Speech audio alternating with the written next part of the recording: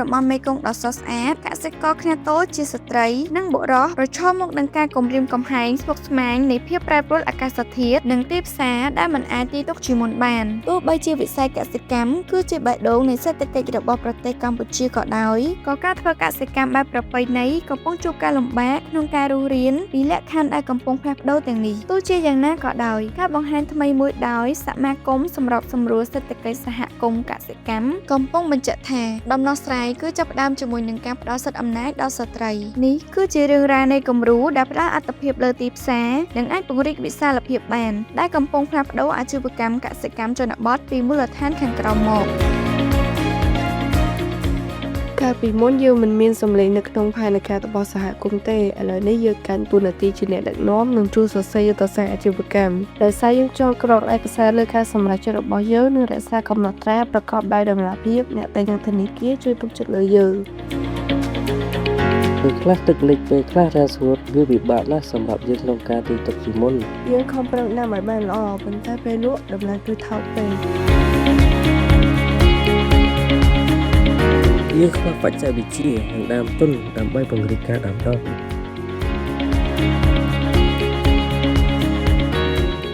កសិករខ្នាតតូចជាច្រើនជួបការលំបាកក្នុងការចូលទៅកាន់ទីផ្សារដោយសារតែពួកគេខ្វះការគ្រប់គ្រងប្រកបដោយវិជ្ជាជីវៈកសិករទាំងនេះតំណាងឲ្យរាប់លានអ្នកផ្សេងទៀតដែលប្រឈមមុខនឹងបញ្ហាស្មុគស្មាញដូចគ្នាអាកាសធាតុមិនទៀងទាត់ប្រាក់ចំណូលទាបនិងកង្វះលទ្ធភាពទទួលបានហិរញ្ញវត្ថុនិងបច្ចេកវិទ្យាដើម្បីផ្សារភ្ជាប់គម្លាតនេះសមាគមសម្របសម្រួលសេដ្ឋកិច្ចសហគមន៍កសិកម្មបានចាប់ផ្ដើមគម្រោងបង្ហាញប្រកបដោយនវានុវត្តន៍មួយនៅក្នុងប្រទេសកម្ពុជាដែលផ្ដោតលើអភិបាលកិច្ចបរិយាបន្ននិងដំណោះស្រាយហិរញ្ញវត្ថុដែលជំរុញដោយទីផ្សារ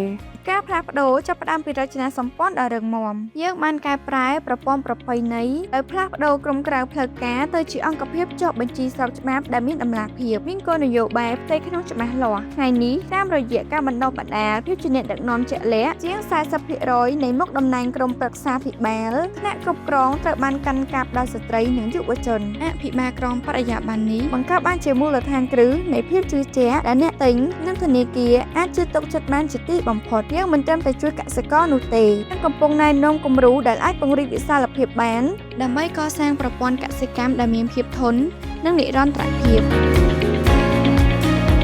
សូម្បីតែមានភាពជាអ្នកដឹកនាំខ្លាំងក៏ដោយក៏កសិករជាស្ត្រីនិងបុរសប្រឈមមុខនឹងគម្លាតជំនាញដ៏សំខាន់មួយនៅក្នុងអាកាសធាតុដែលកំពុងប្រែប្រួលវិធីសាស្ត្រប្រពៃណីលែងគ្រប់គ្រាន់ដើម្បីឆ្លើយតបទៅនឹងស្តង់ដារសុវត្ថិភាពចំណីអាហារទំនើបទៀតហើយតាមរយៈការបណ្ដុះបណ្ដាលជាក់ស្ដែងកសិករទាំងនេះបានស្ទាត់ជំនាញលើបច្ចេកទេសឆ្លាតវៃធន់នឹងអាកាសធាតុពោលគឺការប្រើប្រាស់ផ្ទះសំណាញ់និងការស្រោចស្រពដោយថាមពលពន្លឺព្រះអាទិត្យដើម្បីការពារដំណាំរបស់ពួកគេតាមរយៈការបង្កើតការត្រួតពិនិត្យគុណភាពផ្ទៃក្នុងពួកគេសម្រេចបានអត្រានុលោមភាព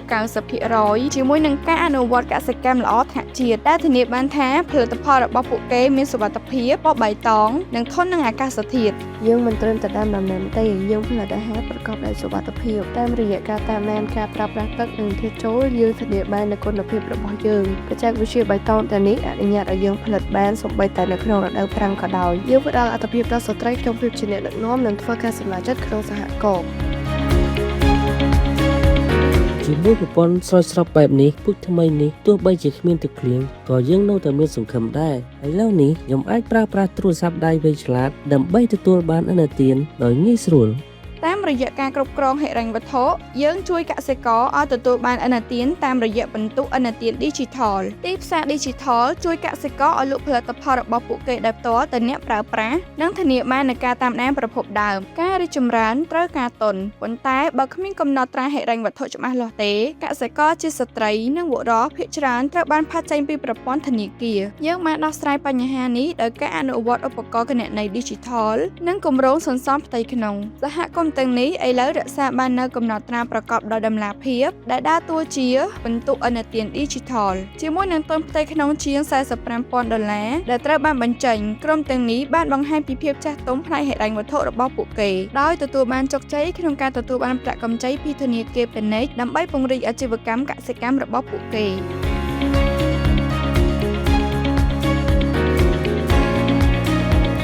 គ គំរូចាស់ដាំហើយរងចាំទីផ្សារ បានបន្សល់ទុកឲ្យកសិកររំពឹងផ្អែកលើឈ្មួញគម្លាតនេះគឺកង្វះការតភ្ជាប់ទីផ្សារដោយផ្ទាល់ដើម្បីដោះស្រាយបញ្ហានេះយើងបានផ្ដល់សិទ្ធិអំណាចដល់យុវជនបុរសនិងស្ត្រីឲ្យប្រើប្រាស់ឧបករណ៍ Digital សម្រាប់ទីផ្សារនិងការតាមដានប្រភពដើមតាមរយៈការបង្ហាញពីផលិតកម្មប្រកបដោយសុវត្ថិភាពរបស់ពួកគេនៅលើបណ្ដាញសង្គមពួកគេបានឈានទៅដល់អ្នកទិញជាង 5,000 នាក់សប្តាហ៍នេះ 100% នៃផលិតកម្មត្រូវបានបញ្ជាក់ជាមុនដោយតម្រូវការដែលអនុញ្ញាតឲ្យកសិករជៀសវាងឈ្មួញកណ្ដាលនិងទទួលបានប្រាក់ចំណូលរហូតដល់ 20% បន្ថែមទៀតសម្រាប់ដំណាំរបស់ពួកគេ ដោយសារយើងអាចផ្ទៀងផ្ទាត់ស្តង់ដារសុវត្ថិភាពចំណីអាហាររបស់យើងនិងតាមដានផលិតកម្មតាមបែប Digital អ្នកទិញចុះកិច្ចសន្យាយ៉ាងជឿជាក់មុនពេលរដូវកាលចាប់ផ្ដើមសម្រាប់កសិករយើងការតបជាប់បន្តនេះមានន័យថាទទួលបានតម្លៃពិសេសខ្ពស់ជាងមុនពី 15 ទៅ 20%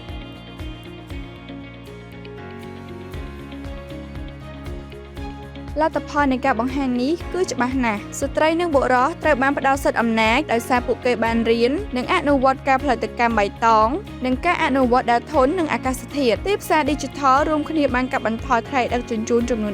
12% ហើយការផ្លាស់ប្ដូរទៅជាទំនិញដែលមានតម្លៃខ្ពស់និងផ្សារភ្ជាប់ជាមួយទីផ្សារបានជំរុញកំណើនប្រាក់ចំណូលយ៉ាងច្រើនសម្រាប់គ្រួសារដែលបានចូលរួមនេះមិនមែនគ្រាន់តែជារឿងជោគជ័យក្នុងស្រុកនោះទេវាគឺជាគំរូដែលត្រូវបានបញ្ជាក់និងអាចពង្រីកវិសាលភាពបានដែលត្រៀមរួចជាស្រេចដើម្បីត្រូវបានអនុម័តដោយក្រសួងកសិកម្មទូទាំងមហាអនុតំបន់មេគង្គទាំងមូលគម្រោងបង្ហាញនេះបានបង្ហាញឲ្យឃើញថាការរួមបញ្ចូលគ្នារវាងនវានុវត្តន៍និងភាពជាដៃគូអាចផ្លាស់ប្ដូរវិស័យកសិកម្មខ្នាតតូចឲ្យទៅជាប្រព័ន្ធដែលធន់និងមាននិរន្តរភាពជីវភាពរបស់យើងល្អប្រសើរនាពេលឥឡូវនេះយើងអាចធ្វើកសិកម្មដោយនិរន្តរភាពសម្រាប់កូនចៅរបស់យើងគំរូនេះមានសក្តានុពលពង្រីកទៅក្នុងមហាអនុតំបន់មេគង្គពីភាពងាយរងគ្រោះទៅជាភាពធន់នេះគឺជាដំណើរបំផ្លាស់ប្ដូររបស់កសិករខ្នាតតូចនៅកម្ពុជា